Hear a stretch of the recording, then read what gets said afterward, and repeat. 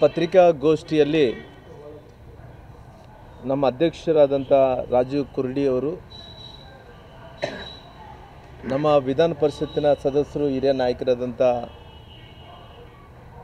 ಸನ್ಮಾನ್ಯ S V Sankanur ಸಾಹೇಬ್ರವರು, ಹಿರಿಯರಾದಂಥ MM ಹಿರೇಮಠ ಅವರು, ರವಿ ದಂಡಿನವರು, ರಮೇಶ್ ಅವರು, ಸುರೇಶ್ ಅವರು ಮತ್ತು ನಮ್ಮ ಶಿವನಗೌಡರು, ಅನೇಕ ಮಂದಿ ಇವತ್ತು ಪತ್ರಿಕಾಗೋಷ್ಠಿಯಲ್ಲಿ ನಾವು ಕುಂತಿದ್ದೀವಿ.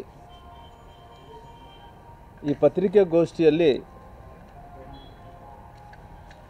ಭಾಳಷ್ಟು ಇವತ್ತಿನ ಚಾಲ್ತಿ ಇರೋಂಥ ವಿಚಾರ ಏನಂದರೆ, ಅದೇನು ನಾವು ಹೇಳ್ತಾ ಇಲ್ಲ, ಕಾಂಗ್ರೆಸ್ ನಾಯಕರು ಹೇಳ್ತಾ ಇರೋಂಥ ಮಾತೇನು,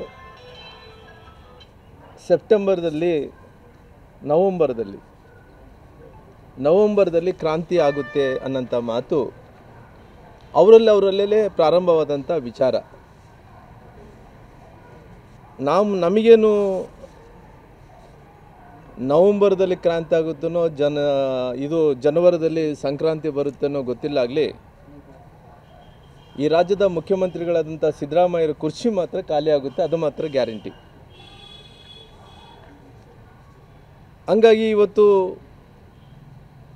ಯಾಕೆ ಮುಖ್ಯಮಂತ್ರಿಗಳು ಗಾಬರಿ ಆಗಿದ್ದಾರೋ ಗೊತ್ತಿಲ್ಲ ನಮಗೆ. ಅಂದರೆ ನಾನು ಭಾಳಷ್ಟು ಸಾರಿ ನೋಡಿದಂಥ ಟೈಮಲ್ಲಿ ಅವರು ಶಾಸಕರೇ ಹೇಳ್ತಾ ಇದ್ದರು, ಮುಖ್ಯಮಂತ್ರಿಗಳು ಕವಡೆ ಕಾಸು ಕಿಮ್ಮತ್ತು ಕೂಡ ನಮಗೆ ಕೊಡಲ್ಲ, ಯಾವೊಬ್ಬ ಶಾಸಕರು ಕೂಡ ಗೌರವದಿಂದ ನಡ್ಕೊಳಲ್ಲ. ಯಾರೋ ವಿಧಾನ ಪರಿಷತ್ತಿನ ಸದಸ್ಯರಾದಂಥ ಸನ್ಮಾನ್ಯ ನಮ್ಮ ಸಂಕನೂರು ಸಾಹೇಬರು ಹೋದಂಥ ಟೈಮಲ್ಲಿ ಆಗಿರ್ಬೋದು, ಈ ಭಾಗದಲ್ಲಿ ಮಾಜಿ ಶಾಸಕರು, ಹಾಲಿ ಶಾಸಕರು ಹೋದಂಥ ಟೈಮಲ್ಲಿ ಕೂಡ ಯಾರಿಗೇನು ಗೌರವವನ್ನು ಕೊಟ್ಟಿಲ್ಲ, ಜಾಸ್ತಿ ಯಾವ ಅನುದಾನವನ್ನು ಕೂಡ ಬಿಡುಗಡೆ ಮಾಡಲಿಲ್ಲ.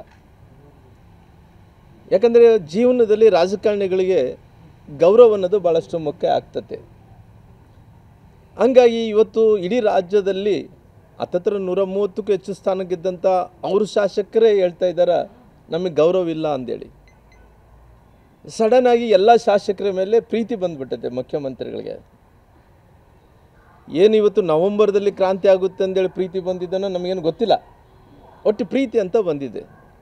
ಅವ್ರು ನೋಡಿ ದಿಢೀರನಾಗಿ ಎಲ್ಲರೂ ಕೂಡ ಔತಣಕೂಟಕ್ಕೆ ಎಲ್ಲರೂ ಕೂಡ